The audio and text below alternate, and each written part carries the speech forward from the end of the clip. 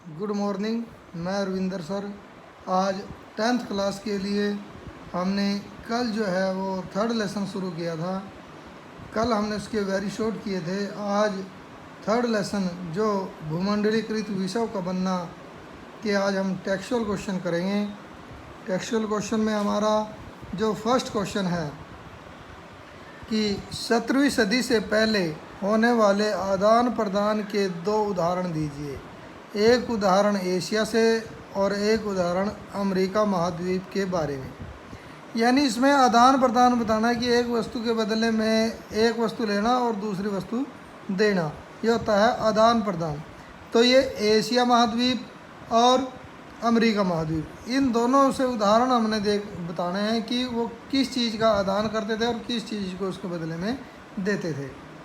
तो विश्व के भिन्न भिन्न भागों में आपसी आदान प्रदान प्राचीन काल से ही होता आ रहा है।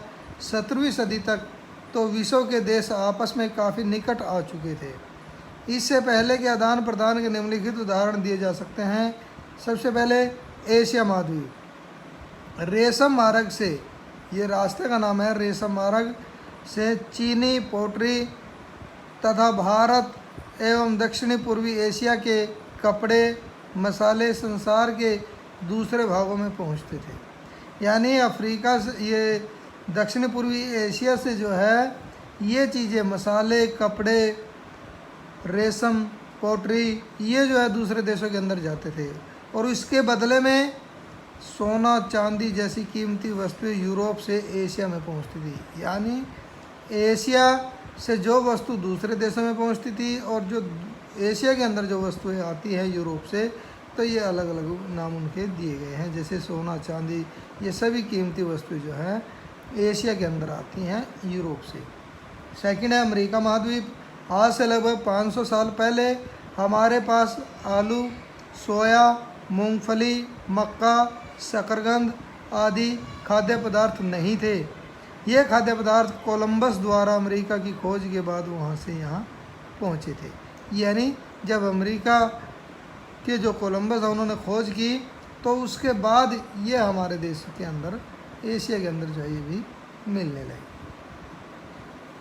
अब सेकंड क्वेश्चन है कि बताइए कि पूर्व आधुनिक विश्व में बीमारियों के वैश्विक प्रसार ने अमेरिकी भूभाग के उपनिवेशीकरण में किस प्रकार मदद की। उपनिवेशीकरण होता है कि अपने ज़्यादा से ज़्यादा उपनिवेश बनाना, यानी ज़्यादा से ज़्यादा राज्यों के ऊपर अधिकार करना, ये होता है उपनिवेशीकरण। वैश्विक प्रसार यानी विश्व के अंदर कैसे जो है बीमारियों को फैलाया गया और कैसे उससे जो उपनिवेशीकरण में या अधिक से अधिक अपने राज्य का विस्तार करने में मदद मिली। अमेरिकी भूभाग के उपनिवेशीकरण की प्रक्रिया 16वीं शताब्दी के मध्य में आरंभ हुई। यह काम पुर्तगाली तथा स्पेनिश सेनाओं ने शुरू किया।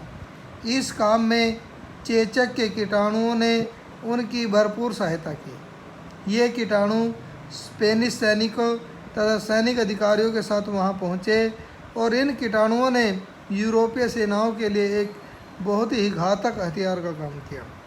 अमेरिका के लोग सदियों तक बाहरी संसार से अलग थलग रहे थे। उनमें चेचक तथा ऐसी अन्य बीमारियों से बचने की क्षमता नहीं थी। अंततः वह चेचक का आसानी से शिकार हो गए।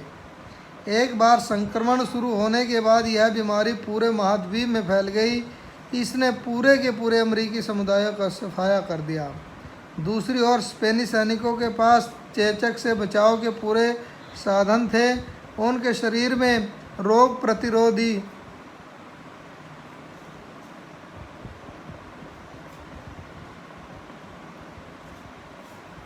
क्षमता थी।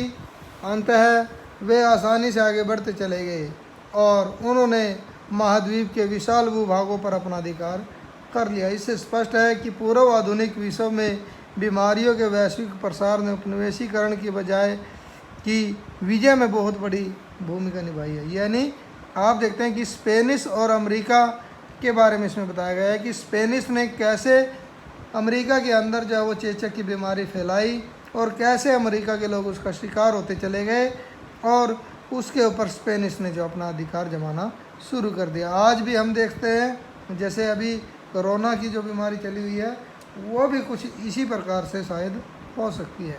तो आज ही हमने क्वेश्चन किया है। तो इसमें जो आपकी समझ में आया होगा, अगर नहीं कुछ समझ में आया तो आप इसके बारे में पूछ सकते हैं।